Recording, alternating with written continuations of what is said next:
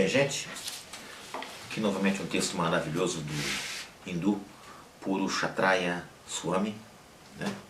Eu estou lendo com permissão dele para vocês, que ele fala sobre o título do escrito é O Gramscismo, né? Então, vamos lá. Antônio Gramsci, fundador do Partido Comunista da Itália, lembrando, né, que o gramscismo é uma das grandes influências na sociedade brasileira atualmente, que começou desde 63 até os momentos atuais, né?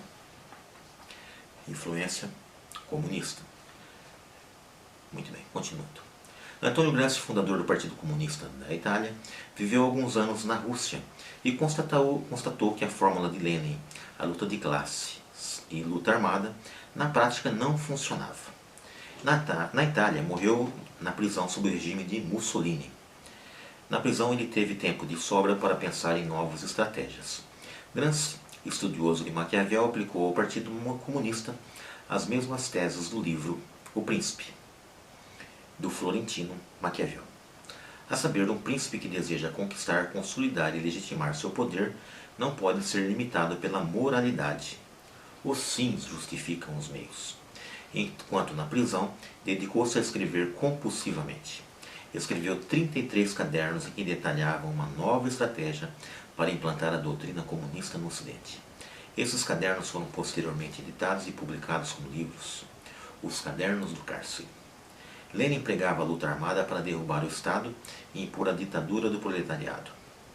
Aqui no Brasil, várias organizações terroristas seguidores de Lenin tentavam derrubar o regime militar para estabelecer essa tal de ditadura do proletariado. Quer dizer, lutavam contra uma ditadura para estabelecer outro tipo de ditadura. Por outro lado, Gramsci tinha outra ideia. Sabia que a luta armada seria impraticável. Sua estratégia era promover uma revolução cultural, o tal marxismo cultural. Essa infiltração cultural seria lenta e imperceptível. Começaria pelos meios acadêmicos, nas universidades. Depois se expandiria pela classe artística e jornalística. Entraria também naquilo que Gramsci considerava seu maior inimigo, a Igreja Católica. Aqui no Brasil, essa estratégia foi completamente bem sucedida, com a implantação das comunidades eclesiais de base e a teologia da libertação. Uma mescla de comunismo com a doutrina cristã. Por fim, essa revolução cultural entrou também nos sindicatos. Definitivamente, o gramscismo foi um sucesso no Brasil. Nas universidades e escolas secundárias, mais de 90% dos professores seguem o assim chamado patrono da educação brasileira, Paulo Freire, criador do social-construtivismo, que afundou nossa educação com a pregação ideológica das escolas e universidades. Hoje em dia, no ranking mundial, entre 40 países, o Brasil ocupa o penúltimo lugar. Quer argumento mais convincente do que este? Nossa cultura e literatura, que já produziu obras de grande valor e manifestou personalidades brilhantes, está apagada e medíocre.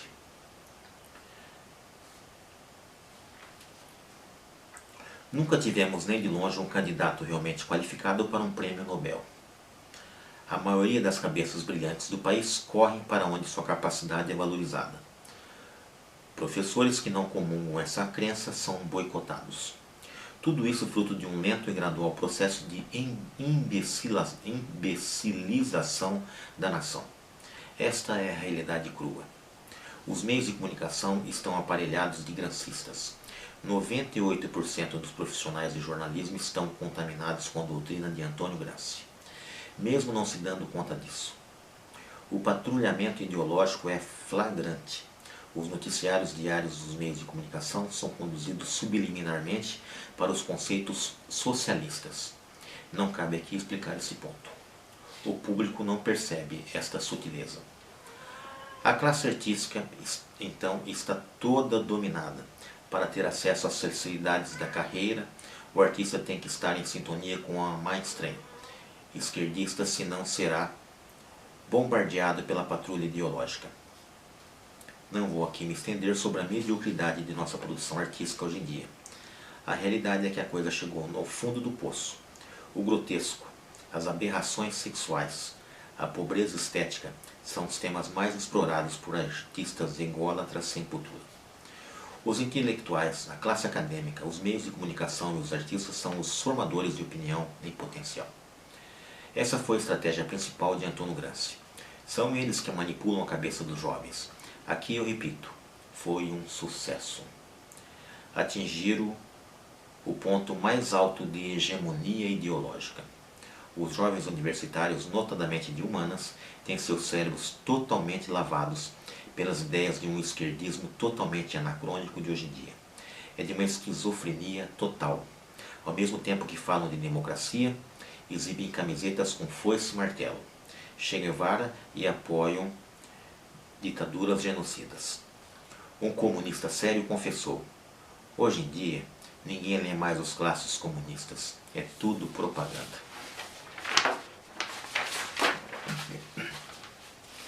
O pensamento hegemônico não admite o contraditório. Penso que são os donos da verdade.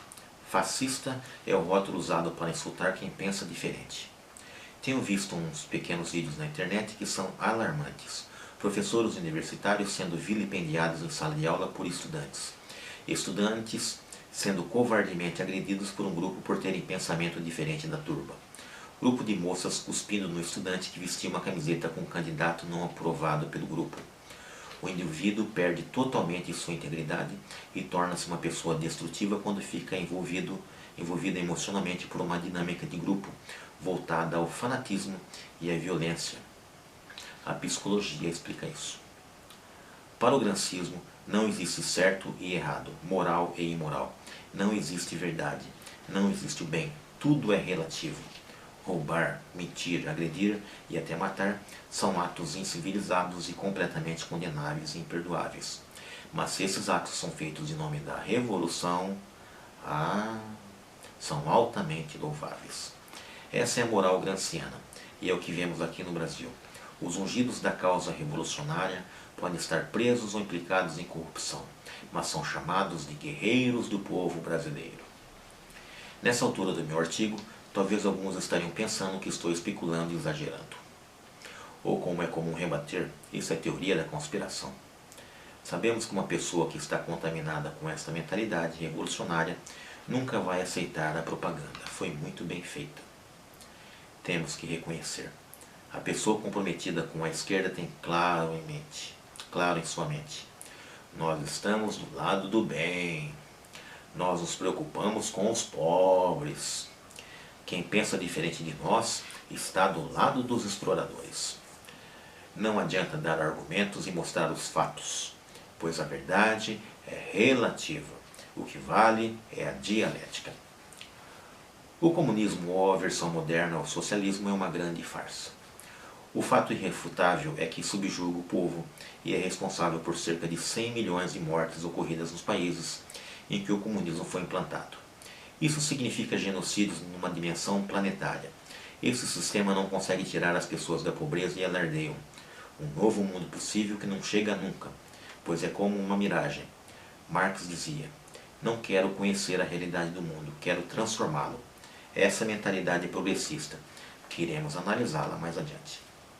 O que vemos no comunismo, cuja máxima é a igualdade entre os cidadãos, é que uns são mais iguais que os outros. É um regime ditatorial. Existe sempre uma cúpula cercada de vantagens aferradas ao poder, e o resto é mera massa de manobra. Isso ninguém pode negar. Para implantar o socialismo, nada melhor do que dominar uma sociedade de idiotas. Muito bom. Então, este é um texto do Purusharthaya Swami, hindu. E se vocês quiserem saber mais sobre o Antônio Gramsci, eu tenho um vídeo, quem foi Antônio Gramsci, né? E agradeço por vocês terem me assistido até aqui. Por favor, deem um joinha e por favor divulguem o vídeo e se inscrevam no canal. Obrigado.